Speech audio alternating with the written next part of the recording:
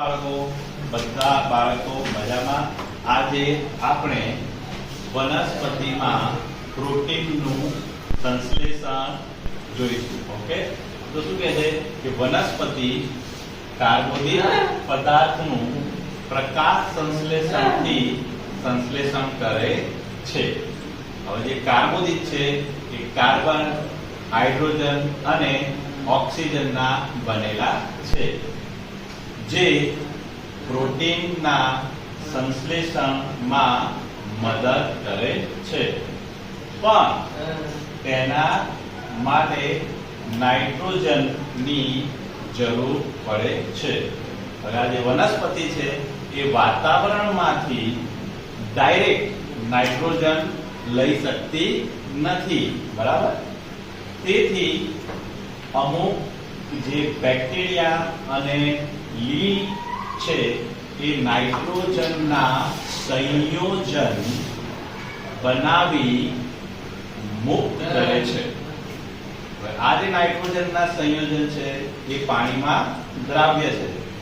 તો આ નાઇટ્રોજનના જે સંયોજનો છે પાણીમાં દ્રાવ્ય છે, એટલે આ જે દ્રાવ્ય નાઇટ્રોજન છે એ વનસ્પતિ પાણી સાથે મૂળ દ્વારા શોષે છે અને નાઇટ્રોજન મળતા જ પ્રોટીનનું સંશ્લેષણ થઈ જાય છે. ઓકે, હવે આપણે કીધું ને કે વાતાવરણમાંથી નાઇટ્રોજન સીધા નથી લઈ શકતા. તો તમે જોયું હશે કે પેલું નાનું બેબી હોય એને તમે દવા આપો તો નાનું બેબી દવા ના લઈ શકે, એટલે મમ્મી શું કરે, ચમચી લે, દવા એમાં નાખે, પાણી નાખી અને વગાડે, અથવા તો થોડું શરબત નાખે, એમ કરી મિક્સ કરી અને પીવડાવી દે. એવી જ રીતે વનસ્પતિ પણ નાઇટ્રોજનના સંયોજનને લે છે, ડાયરેક્ટ નાઇટ્રોજન લઈ શકતી નથી. Okay, got it guys? Nitrogen is required by all organisms? Of course, yes. But we can't really breathe nitrogen from the air. So this problem will be fixed by the plants for us. Yes, they will synthesize compounds having nitrogen.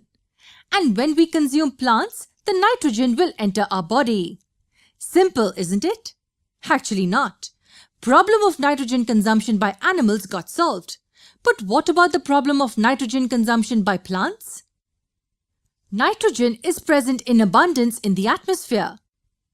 However, the divalent molecule has a very strong triple bond shared between its atoms, and it's very difficult to break this bond. It requires extremely high amounts of energy.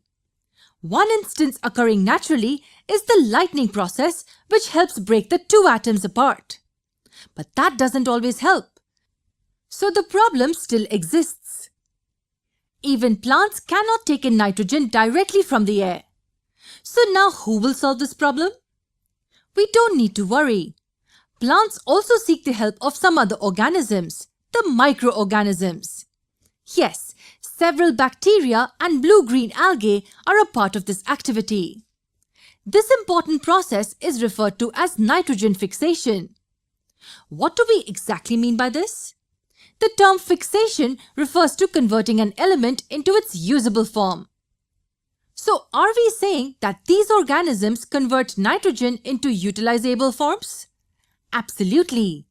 These organisms are referred to as nitrogen-fixing organisms. These nitrogen fixers present in soil convert the atmospheric nitrogen molecules into compounds like nitrates, nitrites, and ammonium. These compounds are then taken up by the roots of the plants. And then the plants uses these compounds to synthesize their own proteins. Consumption of these plants by animals and humans then gets the nitrogen into the animal kingdom. This is how the process of nitrogen fixation occurs.